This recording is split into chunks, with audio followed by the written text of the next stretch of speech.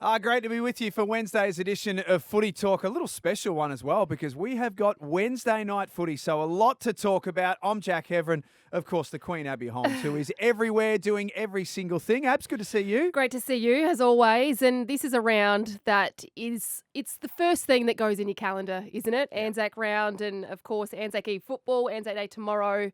We're so pumped to get stuck into these games, but a ripping few days ahead. We'll get to that game and we'll get to the rest of the round coming up very, very shortly. But the Tribunal is the headline story, as always, and that's how we start today on Footy Talk. Yeah. Good and bad for the Giants. Yeah, so Toby Green's one-match ban stands. That hit on Jordan Boyd. Jesse Hogan did get off, so he is free to play this week against the Brisbane Lions. Yes. I didn't expect Toby Green to get off, but Do you think they did? well, of course, if they go in to dispute it, then of course they think there's a chance. But my big concern around this is just what it does to the players. I mean, this incident was not dissimilar to Peter Wright's, and he got 4 weeks. Obviously, the outcome a little bit different in terms of players and the impact that it had on them, but the incident itself was quite similar. Yeah. I'm confused. I'm confused. I think the players are confused, and I think what we're going to see is players aren't confident or comfortable in attacking contests. They don't know what's right and wrong and what, effect it's going to have and how many weeks they're going to get for certain things. So you look at the Toby Green one, if he had have had his arms out rather than bracing for impact, different conversation, apparently. Toby's argument was that if I do have my arms out, I'm putting myself at risk of injury, my face, my head, my chest. So therefore, when he identified that Boyd was going to be first of the footy, he braced. Yeah. But also what they've said is that you have a duty of care. You need to take care of Boyd in that situation. So that takes out the contest side of football. Yep. Because if you're then, I guess, worried more so about the player, which absolutely players have a duty of care to take care of each other, but I'm just worried it's going to take away that high, contest game that we know and love. We don't normally start the Wednesday show with this kind of vibe, No. but it is topical at the moment. So I've got sort of two main questions on this one and other incidents similar. One is, and you're the one that's been out there in the field of battle, but one, if Toby doesn't protect himself in some form and gets split open in that contest and misses 6 weeks with internal injuries, shoulder, whatever it may be, then that's no good to anyone, particularly the Giants. Yes. And then secondary to that, now they're not direct comparisons, but Josh Rochelli's been in the news after last weekend for a contest where perhaps he didn't go as hard as what he could have and should have, and he's spoken about that. And I think he's handled that really, really well. Yeah. But if we have situations like that where players choose to not go from now on, are we going to be mature enough and are fans going to be mature enough as well to accept, well, he didn't go because of the consequences? Because if you jumped on Twitter after the Adelaide game, not that that's how we should measure things, but there were clips of Josh Rochelli everywhere and people who have never played any better than third grade footy at their local club saying he's not tough enough, he's not hard enough. But these are now the thoughts that are coming into players' minds. And that's not fair, is it, on No. the players? Because you can't. If this is the way that the AFL are going to go and going to penalise, then we can't critique players for not wanting to steamroll 100% into a contest, can we? And they said to Toby, you're better off risking injury yourself, pretty much, rather than hitting a player, at 100% straight into the contest. So it is going to be an interesting conversation. But as I said, I'm confused. The players are confused. Nobody wants to miss games of football. So I think it certainly does. And I loved what Nick Riewoldt said yesterday on Footy Talk. That's gone everywhere. Yeah. Speak about going viral. It's normally you that goes everywhere. Yeah. But I loved it because he said, what a shame. What a shame. As I said, players have a duty of care to look after each other, yes, but we're taking away what makes this game so great. Yeah, we are. And it does feel like it's covering their own backs in some respects in terms of, if there's a serious footy injury like that, well, we tried to almost litigate against it kind of thing.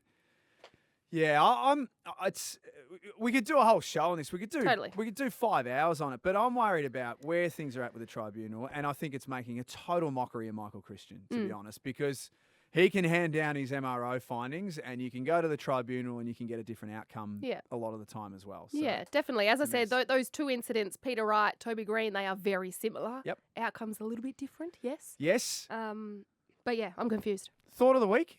Normally on a Wednesday, that's how we normally start this Yeah. show, with the thought of the week. What's yours? Well, that is mine, exactly. Okay. Around the players coming in, and you don't want hesitation. You know, what we love is the courageous nature of these players and what they do week in, week out. So my thought of the week is that players are not going to be confident and comfortable heading into contests, and that is going to have a drastic effect on our game. My thought of the week, I absolutely love tonight's game. Well, yes. And I love tomorrow's game. We're kids of the 90s, Abs. We grew up, Yep. with the Collingwood Essendon game on Anzac Day. There's been other games now added to it, like the tonight's game, Anzac Day Eve, with Richmond and Melbourne. I love that it's continuing the conversation about Anzac spirit, about sacrifice, about what happened in previous wars, and hopefully none of us ever have Yep. to live through any of that. But I saw Richmond went to the Shrine earlier in the week. Melbourne have done similar and are wearing a Shrine jumper tonight that Yep. recognises the 90 years of the Shrine being in Melbourne. Giants and Brisbane will do similar things as well. I love that it keeps the conversation going. And this is the power of sport sometimes, is that it can keep causes and world events Yeah.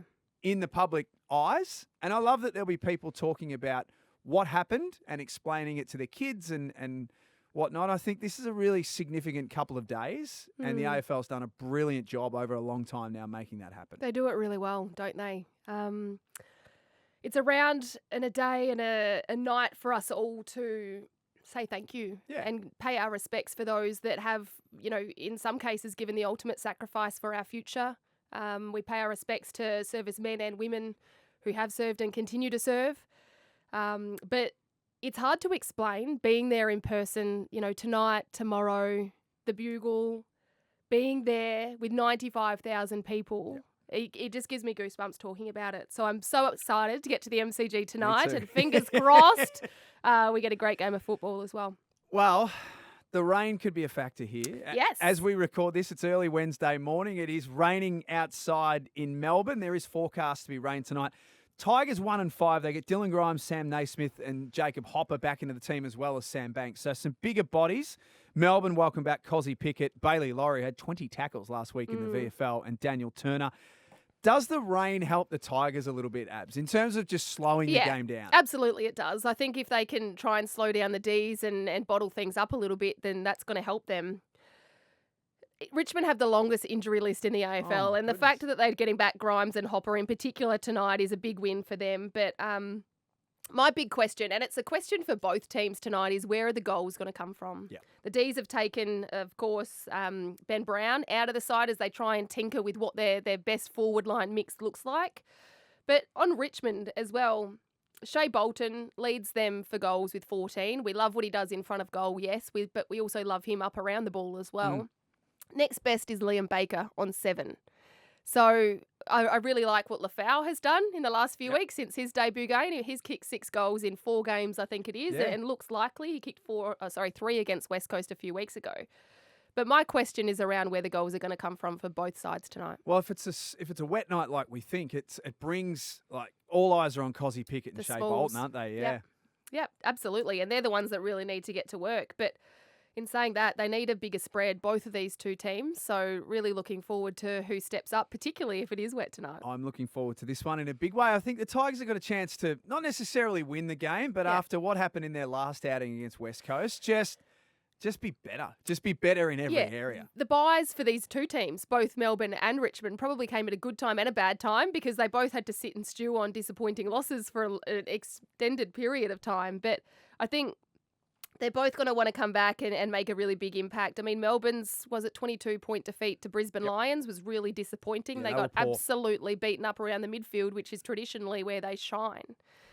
And for Richmond, big loss to West Coast over there at Optus Stadium, yes, but you can't just sit down and sit on your hands and say we've got so many injuries and they're going to want to come back and really have a big say here tonight as well. It's going to be interesting to see with Adam Uze how much of an impact, how much of an influence his knowledge of Melbourne is going to come into play. It's quite funny because they've started fining him $50 for every time he uses one of the Demons' nicknames, like a track or a Gawny. Oh, have they really? Yep. So he's popped up and said he's up to about 200 or $250 this week. But yeah, obviously he was a big part of the Demons over the past 3 years, big part of their success in 2021. And if you've got that insider knowledge, you're absolutely going to use it. I want to pose something at you. Abs. Sure. You were a one-club player in Yep. your time in the AFLW, and you're fiercely loyal to the Crows. No doubt there would have been other questions asked in your time of whether you'd be interested, particularly as the AFLW competition was expanding Yep. and there were more Victorian teams and whatnot. I just wonder, the Bailey Smith situation has been a watch this space all year. So he's obviously not playing because of an ACL. Yeah. He's taken some time away from the club, which was part of his rehab program, and I think he might have done a bit of travel, and I certainly know he went to the Grand Prix and a couple of other things along the way. But now he's back at the Western Bulldogs doing his rehab. But the common thought is that Bailey Smith's not playing at the Western Bulldogs next year. Yeah. That it'll be Hawthorn or Geelong or potentially Collingwood as the three main suitors. We don't know yet. How weird would that be if you're someone like Bailey where at this stage you're thinking about going and you're entertaining other options and the pitches will be coming thick and fast, but you're still doing your rehab at your current club who you're not playing for this year? It's a very different situation, isn't it? Well, the interesting thing that you say is that we don't know. So we as the media landscape, we're so good at running every little thing that might potentially happen with Bailey Smith. But ultimately, he could, in the back of his mind, think that he's going to be at the Western Bulldogs for the next 3 years, and his teammates know that. We just don't know that. Who knows what the situation is with Bailey Smith? But it's like the F1s. There's some drivers there that are driving for certain teams at the moment, but they've signed on for somebody different in a few years, and I don't like that. I don't think we're ready for that, are we? No. We see that a lot in the NRL as well. We are not ready for that. And I think if that's the case, then you want to be surrounded in a football club by the people that are going to take you forward and are going to be there long term and hopefully a key driver in your success moving forward. If you've got people there that you know are not going to be there, they're not going to be a part of that, then you very, very quickly, in my opinion, will be on the outer. Yep. But yeah, as we know, we don't know. Well, as I said, we don't know what the situation with Bailey is going to be. But it is a very interesting topic that no doubt will be under the microscope for the next few months. Going to be discussed a lot, and it feels like it's one of those topics that when it's a quiet week, we pull it out of the drawer and go, what's Bailey Smith doing? Yep. When there's other weeks where it's busy, not so much. Max Holmes. Yes. At the Cats, all of a sudden looks as though he's one of the newest money men in footy. This is great, isn't it? Max Holmes, who's a WA-based boy originally, he has signed an extension with the Cats. So 4 years, they reported about $3 million over that 4 years. So a huge contract for this guy. I didn't realise he was only 21, first and foremost. Yeah. With what he's been doing over the last few years, he is certainly somebody who's played well beyond his years. But he was hot property for the last few months. There was, 4 or 5 Melbourne teams that were really kind of itching at the bit to gain his services on their list moving forward. But ultimately, it's the Cats that have locked him away on that 4-year extension, and he's such an important piece to their system, their structure, their method. And I think Chris Scott and his crew will be very, very happy to have that one locked away. Do you think they can see something that perhaps not everyone has seen yet? Now, I think he's a really, really exciting young player, but there would be some people listening to this show or reading about it would be going, really? Is he worth that money? So do you reckon they can see something that we perhaps haven't seen fully yet? Definitely. And we've seen some great things from Max Holmes. There's no doubt about that. But is it $800,000 a year worth?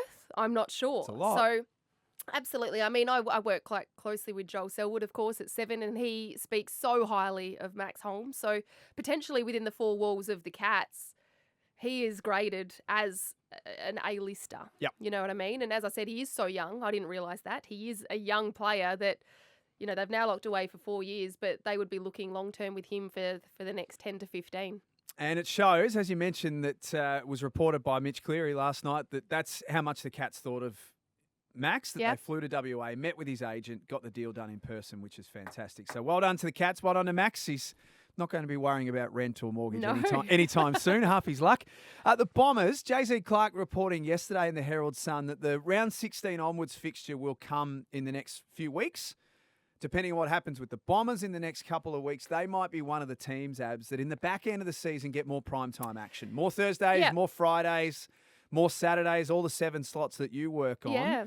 So, something's building here with the Bombers. Do you think they're ready for that stage? I think so. Well, look, they're sitting inside the top 8, which is good. They've had such a brilliant start to the season, and when they're up and about, they play some of the most exciting, hard, just entertaining brands that we see in the AFL. Yep. What I love about the floating fixture is that we have the opportunity to do that in the second half of the season. I mean, there's certainly some teams that come out in the first half and have a terrible season, yet they are locked into primetime action for... Remember Carlton from a few Oh, years ago? yes. Remember that Do I before we had remember rolling Carlton? fixtures? Oh, my goodness. Yeah, look, and one that's, it pains me to say it, but Adelaide. Adelaide have had a really exposed start to the season on primetime games, which is great for them. And you might have to look back to the Sydney loss at the end of last year to think maybe the AFL might have done a deal with them. Do you reckon that was a sweetener? Yeah, absolutely. On their fixturing, but then they come out and start the way that they have and it's unfortunate because they have had such a big opportunity on Thursdays, on Fridays to really... I hate saying this word because it's a Ross Lyon one, but buckle down. Thank you, Ross. Yeah, thank you, Control Ross. the controllables. Buckle, Challenge the behaviour, yeah, not the individual. yeah. The individual, not the behaviour. Exactly. But But whatever it is. Yeah. they've had such a big opportunity there, and unfortunately, they haven't started the way that they would like, whereas the Bombers, on the flip side, have. Yeah. They're playing a great brand of football. We love having them at primetime slots, and fingers crossed tomorrow they have a red hot crack against the Pies. So I reckon we know Collingwood are a given for Yep. primetime slots. Geelong as well. They're a big drawing club. Carlton very much in that Yep. conversation. Port seem to do pretty well with a lot of they get a lot of Saturday do. nights by the looks of things. Giants are the unlucky one in some respects. Yes. I still think that the Giants are, I know they lost last week, but I think the Giants are the best team in the comp or very Yep. close to, but they're not going to be the drawing team. It did just make me wonder a little bit more about the Sydney Swans going into the back half of the season because the Sydney market is so lucrative and they jump on winners Yeah. and Sydney are second on the ladder going into this round. What it looks like for the Swans at the back end of the season, do we see a few more Friday nights in the Harbour City? I think so. And just look at the brand they're playing. And same with the Giants as well. They are exciting to watch. They are primetime football all over. They're high scoring. They're energized around the ground. That's the kind of brand that you do want to sit down on a Friday night and Yep. watch and be entertained. They're entertainers, put it that way. So I think we will see some more New South Wales teams in Sydney and GWS, of course, take up those primetime slots in the second half of the season. Do you reckon we're ready for a Sydney Giants Battle of the Bridge on a Friday Oh, night? yes, Let's do absolutely. that. Let's do that. Yes, post Normally that to the fixturing's AFL. your idea. Yeah, but I know. AFL, let's knock. I just need you to say it because you've got cut through. I don't. But I love that idea of Sydney and GWS. Battle of the Bridge, Friday night, Sydney, GWS. Let's make it happen. Written and authorised by Abby Holmes. You're listening to Footy Talk. If you're listening on Spotify, then of course hit the bell to be notified when we drop a new episode. Ethan Meldrum with us next to go through all of the numbers that matter coming into this weekend. This is Footy Talk, and if you want to get involved with us, it's easy. You can send us a message on Instagram at footytalk_pod. Abby Holmes and Jack Heverin, we've solved the fixturing issues once again for the AFL. They need to start putting Abs on commission. Ethan Meldrum with us to go through all of the numbers. Eth, good to see you. Good to see you, Hev. You should be on payroll, Abs. That's Well- how much fixture work you're doing at the moment. Well, we are all about hitting the hard topics here at Footy Talk, aren't we? How many earns can one person have, Eth? If we put her on the payroll at the AFL and Seven and NT Gov and everything else, There's unbelievable. no one you're not earning from, and it's all well deserved. Oh, thank you, guys. We are just hitching our wagon to Abs, no doubt about that. Hey, let's start with Sam Durham. Really, really good start to the season for the Bombers. We were just talking about them Yeah. before the break about how good they've been, and Sam Durham's been a big part of it. Yeah, I feel like he's been really understated, and I think the Bombers fans have known how good he is for a little while. He was playing on a wing last year. He's moved into centre bounce this year, and his numbers have been not personally extraordinary, but his numbers on the team have been really extraordinary. So the Bombers have shot up to a top clearance team in the competition Essendon, when Sam Durham attends centre clearances, they are plus 20 at centre clearances this year.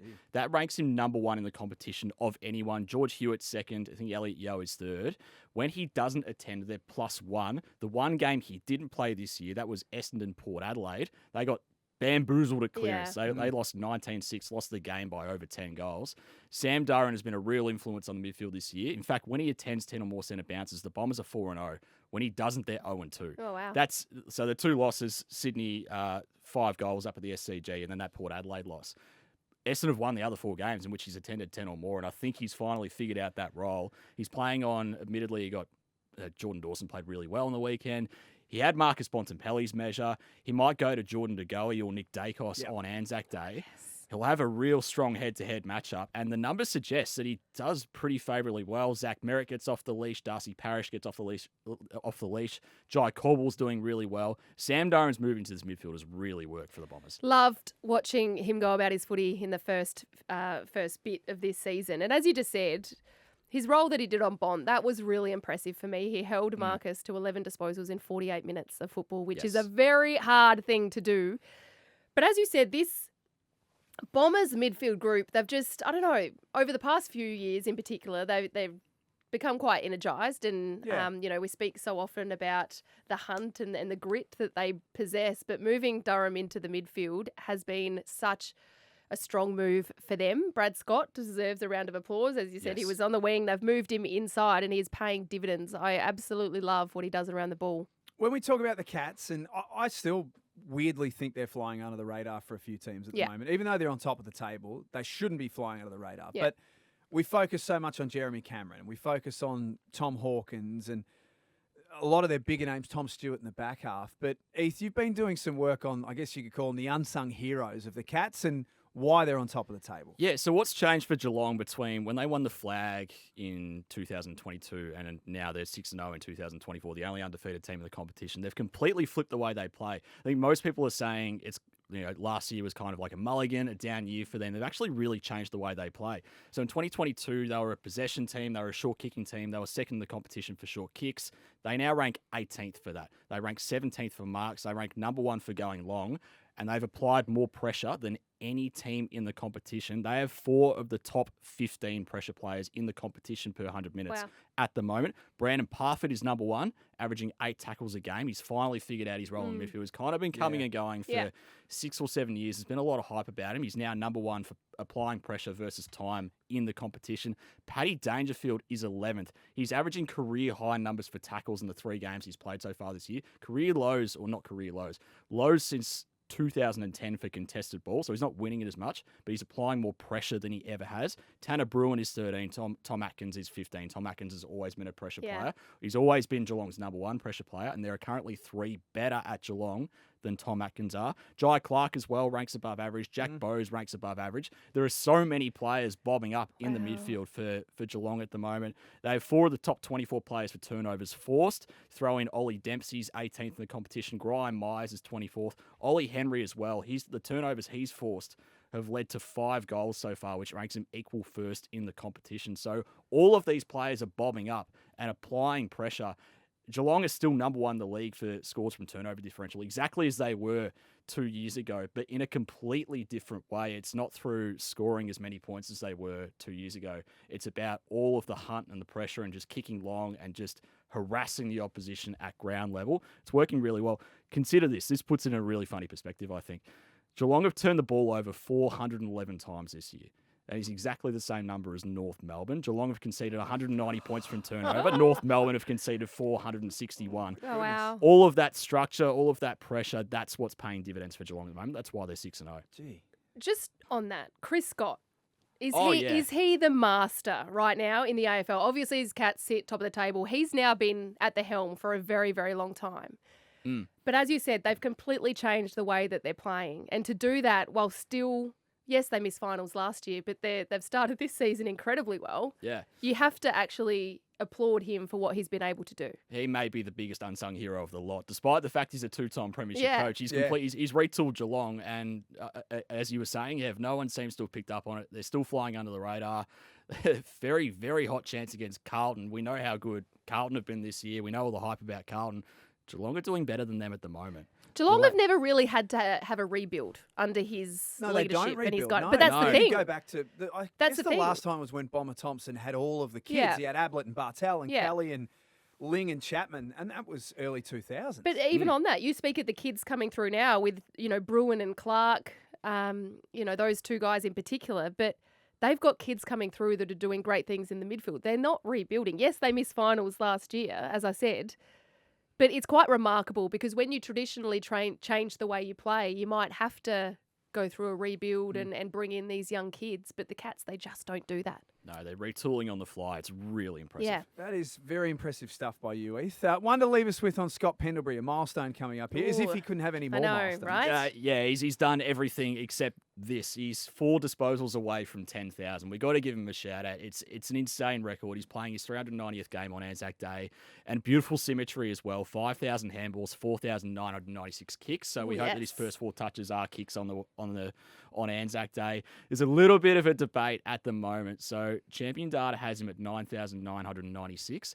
AFL Tables has him at 9,995, which has been Oh. the go-to resource for, I know all three of us have used it, frequently. Yeah. There is a game, round 2, 2020, where there's a little bit of a debate about how many Pendles had. AFL Tables have got him at 31. I think Champion Data have done one of their little things during the week and they've retooled him. They've got him to 32. They've added an extra kick. They've also added an extra tackle, an extra contested possession. I reckon they've looked at the tape on maybe a Tuesday and thought, oh, Pendles has like socketed one off the ground out of like a stoppage or something like that, and they've counted that as a disposal where AFL Tables doesn't. I don't think they adjust things on the fly. It is 9,996. That was a terrible game as well. That was a 36-all draw in front of no one at the MCG. Yep. Collingwood got out to Collingwood got out to like a 4-goal lead and didn't kick a goal for like the next 3 quarters. Horrible game anyway, and it's now caused a little bit of a fuss in the stats community about how many Pendles actually has. But he's 4 away, and we got to congratulate This him is for that. like local cricket abs where the two scorebooks don't add up. Yes. When you're playing like 5th grade and Oh, the kids yes. are doing the scoring all day and you get to the end of the game and it's like, hang on, you've got 185. No, this is 184. And we end up taking it to the league and they decide who wins. But Yes. he's going to get the numbers. He's going to get there, and I can't wait. I'll be on the boundary tomorrow. Absolutely no doubt in my mind that when he gets his 4th disposal Yes. for the day, he's going to get there. That 95,000 people at the MCG will erupt. It doesn't matter if you're a Collingwood fan or just a football fan, an Essendon fan. I think everybody can get behind him and appreciate what that man has been able to do throughout his career. And if he gets 4 kicks and it all lines up the symmetry of it, for statisticians like Heath and Yep. the Two Man and all the boys and girls at Champion Data, that's nirvana right there. That is like upper echelon Yeah, sort of it's stuff. real Lake 5 and Boga two 5. man warm up the spa style. Yeah. You won't be hearing from me for about 24 hours. It's too much excitement for you in one day, Heath. No. Hey, thank you. Some great numbers. The Geelong stuff in particular. Yeah. Fascinated to see how that plays out on Saturday. No, against good the- to see you, Hev. Well done. Good luck on the weekend. Thank you. Looking forward to it. Abs, I don't need to wish you luck because you're a star, but Thank enjoy you. the weekend. Thank you. Can't wait. You got a little sniffle there, so you just try and. I do. That's yeah, okay. Get well. Just a little bit nasally. Thank you. Send through all of your get well mum advice and Yes. all of those. Any of those, Abs will take them. Of course, you can hit us up on Instagram at footytalk_pod. Tomorrow, Daisy and Heater are back. A very special Anzac Day edition of Footy Talk. Enjoy the game tonight. We'll catch you next time.